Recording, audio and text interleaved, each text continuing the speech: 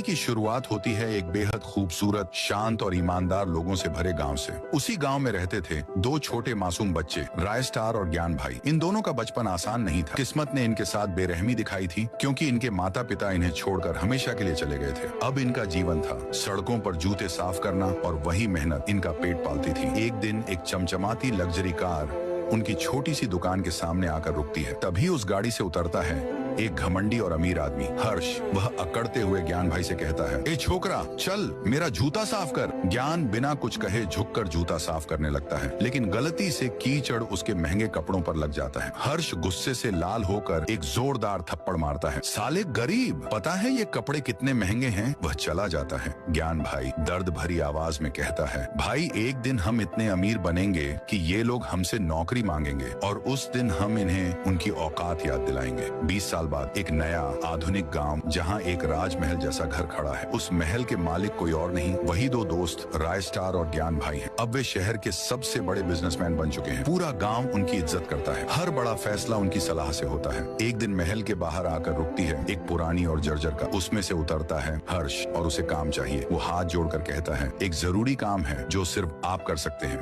राय star शांति से कहता है, काम मैं कर दूंगा, लेकिन एक शर्त है। हर्ष, क्या शर्त? तुझे मेरे दोस्त के जूते साफ करने होंगे। पागल हो क्या? मैं? राय स्टार, तो फिर मेरा काम भी भूल जा। मजबूरी में हर्ष झुककर ज्ञान भाई के जूते साफ करता है। तभी ज्ञान भाई एक चम्मच उठाते हैं और उसकी गर्दन पर हल्का छांटा मारते हुए कहते हैं, साले गरीब, तुझे पता है ये जूते कितने महंगे हैं? हर्ष का चेहरा जलता लाल हो जाता है। वो गुस्से में कहता है, तुमने मेरी बेइज्जती की है, इसका बदला मैं जरूर लूंगा। ज्ञान भाई बाजार जा रहे होते हैं। तभी एक लड़की रोज सड़क पर गिरी हुई मिलती है। ज्ञान भाई उसे उठाते हैं। तुम ठीक हो? चलो मैं घर छोड़ देता हूँ। रोज बाइक पर बैठती है और उसे एक सुनसान फैक्ट्री की ओर ले जाती है। जैसे ही वे वहाँ पहुँचते हैं, सामने खड़ा मिलता है हर्ष। तो आ ही गया तू, तेरा ही इंतजार था। हर्ष हंसता हुआ कहता है, अब अपने दोस्त को भी बुला ले। ज्ञान भाई घबराकर फोन करता है, भाई मैं फंस गया हूँ, जल्दी आ। राय स्टार बिना एक पल गंवाए अपनी बाइक लेकर निकलता है। जब वह फैक्ट्री पहुँचता है तो देखता है कि ज्ञान भाई एक पिंजरे में कैद है और हर्ष अपने गुंडों के साथ तैयार खड़ा है। हर्ष, अब तुम दोनों से एक साथ बदला लूंगा। राय स्टार, उसे छोड़ दे, नहीं तो तूफान बनकर टूट पड़ूंगा। हर्ष, आज देखेंगे कौन किसे मारता है। और फिर शुरू होती है एक जबरदस्त लड़ाई। धुआं, लाल खून से गोलियां,